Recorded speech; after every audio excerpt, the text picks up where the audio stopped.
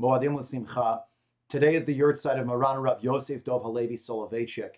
Zecher Tzadik v'Kadosh Livracha Harav Yosef Dov ben Harav Moshe. May his neshama have an aliyah. I want to share with you a piece of his Torah today. And of course, as everyone already knows, so much of the Torah that I quote during the year is either his Torah directly or the Torah that is filtered through my Rebbeim, who are all his Talmidim. I was never Zocha to meet Rav Soloveitchik, but I can say that he is the single greatest influence on my life of any human being of the 20th century who I never actually met in person.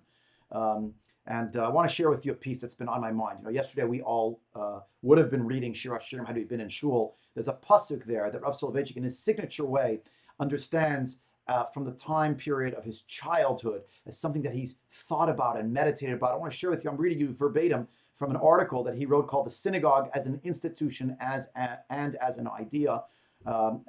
Just listen to these words. He's explaining a particular pasuk from Shir HaShirim.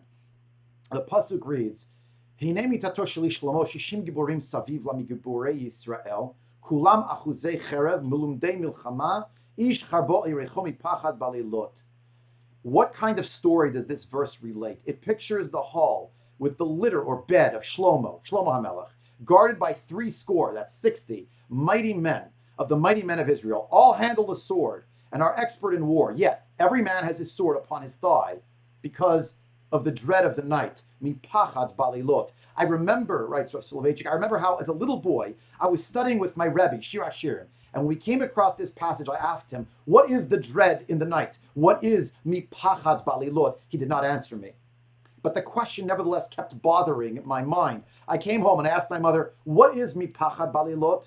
What is the dread in the night? My mother didn't answer me. She told me, read Shema and go to bed. When she tucked me in, I forgot the dread in the night. But what is indeed the dread in the night? Who is afraid? Who takes so many security measures in order to protect himself against the mysterious dread in the night? Shlomo HaMelech is afraid. Shlomo HaMelech is afraid of the dread of the night? Shlomo HaMelech has no mother to tuck him in. If he is afraid, he cannot overcome his fear. He experiences distress.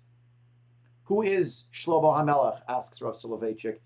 Shlomo HaMelech, King Solomon, is modern man, wise and powerful man, ingenious, an expert in all fields of science, technological research, who sends off a manned vehicle to the moon. His computations are almost flawless. He, modern man, Solomon, is afraid, mipachat balilot, of the dread in the night. King Shlomo is powerful. Why then is he afraid? His men are indeed mighty men, expert in war. Nevertheless, he is afraid. All the mighty men do not make King Shlomo secure and safe. He is as insecure, despite his mighty warriors, as the poor shepherd in the Galilean hills. And this fear, the dread of the night, has not yet been alleviated. Man can send a vehicle to the moon, but what does the wise, mighty, sophisticated, technology-minded King Shlomo do if he comes face to face with the fear of the night, a degenerative disease?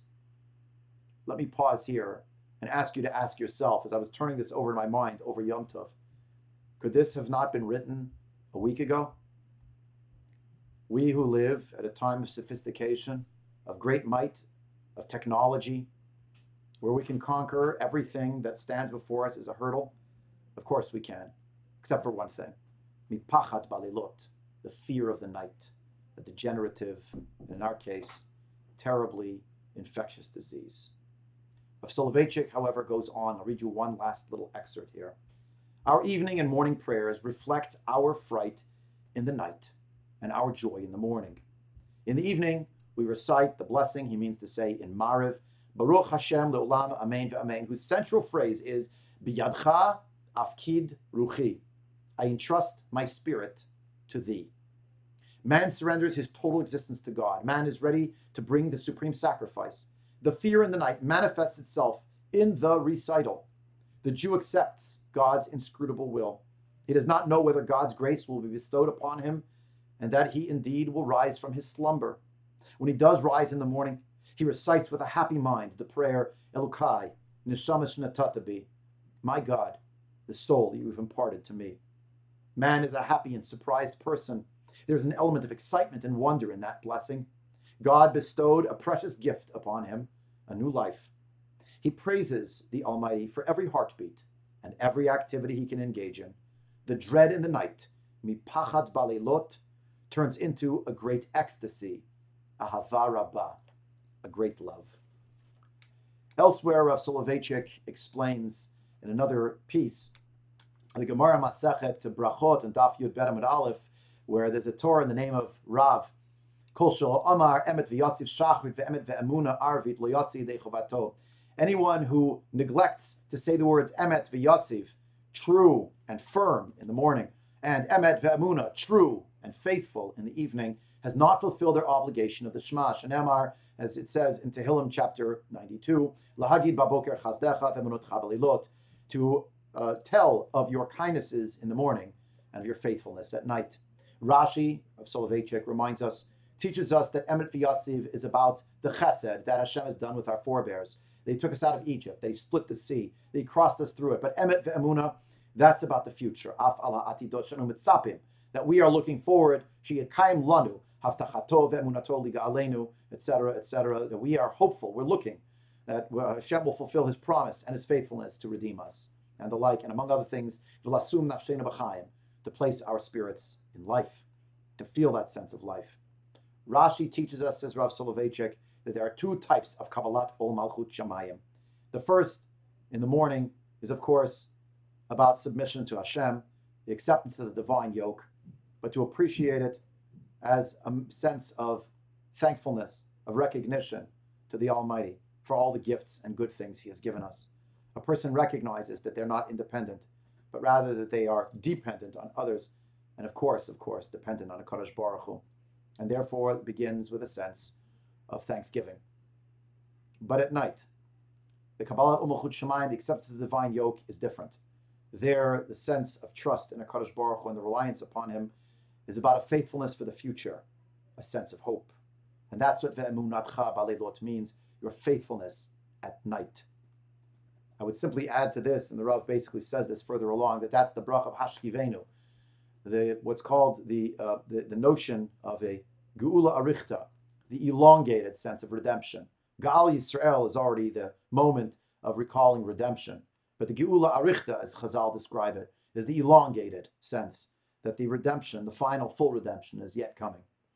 My dear friends, in these days where so many people are experiencing the darkness of solitude and aloneness and uncertainty and vulnerability, we're experiencing a period, even in our holiday of Pesach, of Ve'emunatcha Balelot. But as you and me just read, each of us at our respective Siddharim, Pesach reminds us that we can go me'afela le'or gadol, from darkness to a great light. That's our faithfulness, friends. And I believe that was the faithfulness of the Isha Emuna, the man of faith, that was Maran Harav, Yosef Halevi Soloveitchik, who fired my imagination even as a youngster when I read his essays for the first time as a teenager, and whose imagination is still fired up when I read his Torah, and of course when I've learned it mediated through my Rebbeim.